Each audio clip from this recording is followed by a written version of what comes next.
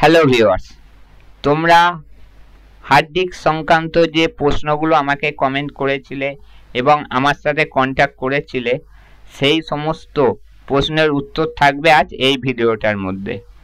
তো hard disk একটি খুব গুরুত্বপূর্ণ মেমোরি, যার মধ্যে আমরা অনেকে ইম্পর্টেন্ট ডেটা রাখি, কিন্তু ঠিক সময় মতো গিয়ে আপনি দেখছেন যে আপনার ডেটা বাট হার্ড ডিস্কটা নয় ওপেন হচ্ছে না, ফোল্ডার ওপেন হচ্ছে না, ড্রাইভ শো করছে না, বা ড্রাইভ শো করছে কিন্তু ড্রাইভ ওপেন হচ্ছে না, বা টোটাল হার্ড ডিস্কটাই ডিটেক্ট করছে না। আবার তোমরা দেখছো যে বায়োসের মধ্যে হার্ড ডিস্ক ডিটেক্ট করছে, আবার হার্ড ড্রাইভের জন্য সিস্টেম স্লো হয়ে যাচ্ছে। তো তোমরা কি করছো, ডেটাটাকে রিকভারি করার চেষ্টা করছো, অবশেষে যখন ডেটা রিকভারি করতে পারছো না কান্নাকাটি করছো। তো এই প্রবলেমটা কিভাবে সলভ করবে বা কিভাবে সলভ হবে আজকের টিউটোরিয়ালটা সেই সব প্রশ্নের উত্তরগুলোকে নিয়ে। তো চলো তাহলে আমরা মেন সাবজেক্টের দিকে যাই।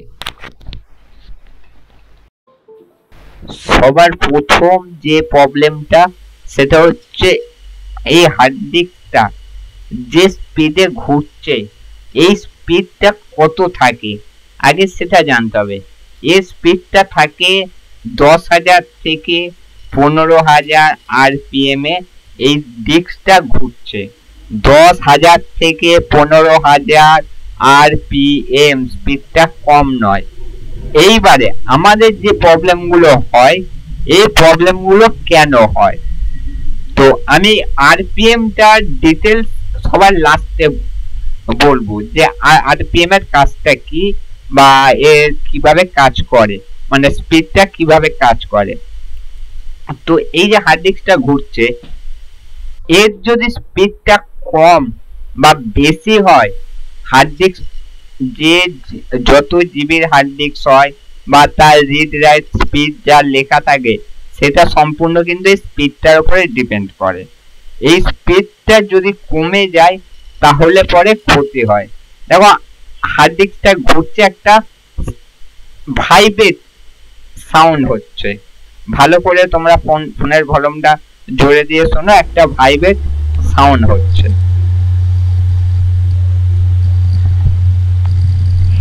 এই যে সাউন্ডটা হচ্ছে এটা ভাইব্রেশন সাউন্ড, মানে আমরা যদি একটা মোবাইলকে ভাইব্রেশন করে রাখি, ফোন আসলে কি হয়, ফোন আসলে ভাইব্রেট হয়। তো এটা হচ্ছে ভাইব্রেশন সাউন্ড। আগে তোমাদের চেক করতে হবে যে এই হার্ড ডিস্কটার মধ্যে এই রকম ভাইব্রেট সাউন্ড হচ্ছে না অন্য কোনো সাউন্ড হচ্ছে। অন্য কোনো সাউন্ড গুলো কেমন সেটাও আমি তোমাদেরকে শুনিয়ে দেব। তো যদি দেখি যে না আমার সাউন্ড ভাইব্রেট হচ্ছে, কোনো অন্য কোনো সাউন্ড নেই, তাহলে পরে যদি ডিস্ক ভিতরে মোটর যে আরপিএম এ রিড করে ঘুরে সেটাও ঠিকঠাক আছে, তার সত্ত্বেও প্রবলেম হচ্ছে, তাহলে হার্ড ডিস্কের কোনো প্রবলেম নেই। হার্ড ডিস্কটা নয় তোমাদের মাদারবোর্ডে প্রবলেম করছে, মাদারবোর্ডের প্রবলেম হচ্ছে, নয় যে আইডি কেবল আর পাওয়ার কেবল, এর আগের ভিডিওতে বুঝিয়েছিলাম যেটা আইডির কাজ কি পাওয়ারের কাজ কি, এই আইডি কেবল আর পাওয়ার কেবল এই কেবল দুটোর প্রবলেম আছে বা প্রবলেম হচ্ছে। তো এবারে এই হার্ড ডিস্কটার মধ্যে শব্দ কখন হবে বা কেমন হবে আর হার্ড ডিস্কটা কিভাবে কাজ করবে, চলো সেটাও বুঝিয়ে দেখিয়ে দিই তোমাদের।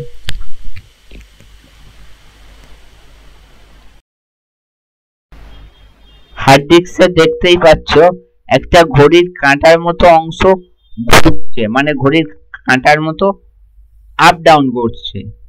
তো যে ভাইব্রেশনটা আগে বললাম বা শুনলে, ওই ভাইব্রেশনটাও এই মোটরটা ঘোরার জন্য, ডিস্কটা ঘোরার জন্য হয়। এই ক্লকটা হচ্ছে আমাদের পুরো ডেটাটাকে, মানে ঘড়ির কাঁটার মতো যে অংশটা আমাদের পুরো ডেটাটাকে রিড এন্ড রাইট করতে কাজ করে, মানে ডেটা ইনপুট আউটপুট করতে কাজ করে বা ডেটা প্রসেস করতে কাজ করে। এইবারে এখানে কি হয়, অনেক সময়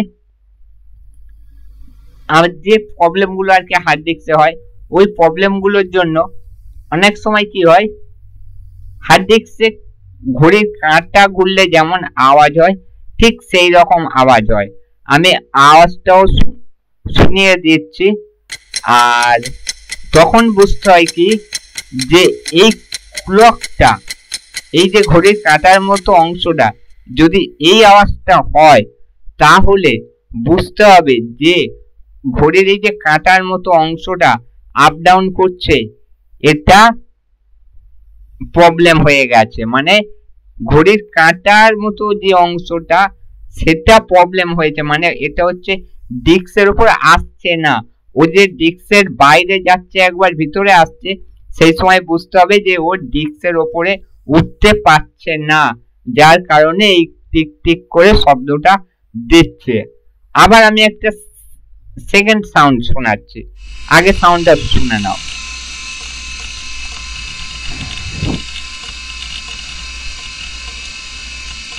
যদি এই রকম সাউন্ড হয় তাহলে বুঝতে হবে যে ঘড়ির কাঁটার মতো অংশটা ডিস্কের ওপরে আসছে, কিন্তু ডিস্কের ওপরে এসে আটকে যাচ্ছে, ও আর ব্যাকে যেতে পারছে না, মানে ডিস্ক থেকে নিচে যেতে পারছে না, তাই এই আওয়াজটা হচ্ছে। আর এই দুটো আওয়াজই কিন্তু পার্থক্য আছে। কেমন পার্থক্য আছে? যেটা ফার্স্ট আওয়াজ শুনলে ঘড়ির কাঁটার মধ্যে টিক টিক করে, ওই আওয়াজটা হলে কোনোভাবে হার্ড ডিস্ক মানে বায়োসে শো করলেও সিস্টেমে শো করানো যাবে না, মানে অপারেটিং সিস্টেমের মধ্যে শো করবে না। আর যদি ঘড়ির কাঁটার মতো সেকেন্ড যে আওয়াজটা শুনলে কিটকিট করে আওয়াজ হচ্ছে, ওটা যদি করে মেবি হয়তো তোমরা ডেটাটা দেখতে পাবে, প্রসেসিং অনেক অনেক স্লো হবে, কিন্তু ডেটাটা কষ্ট করেও বের করে নেওয়া যাবে বা ওকে কিছুক্ষণ চালানো যাবে, তারপরের মুহূর্ত থেকে হার্ড ডিস্কটা পুরোটা ডেড হবে।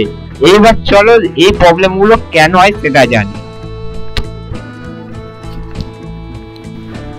তোমরা এই চার্টটা ভালো করে পড়বে, পড়ে যে যা বুঝতে পারো আর যারা পারবে না তারা কমেন্ট করবে, আমি সেই পয়েন্ট ধরে ধরে একটা ভিডিও করে দেব। কারণ এই চার্টটা অনেক বড়, এই চার্টটা নিয়ে যদি এখন আলোচনা করতে যাই তাহলে ভিডিওটা অনেক লং হয়ে যাবে। আর তোমরা চার্টটা দেখে রাখো, আমি এই চার্টটা নিয়ে একটা ভিডিও নেক্সট ভিডিও করে দেবো আরপিএম এর উপরে। তো আজকের যা সাবজেক্ট এখানেই শেষ করলাম। যদি ভিডিওটা ভালো লেগে থাকে তাহলে লাইক, শেয়ার, কমেন্ট, সাবস্ক্রাইব অবশ্যই করো।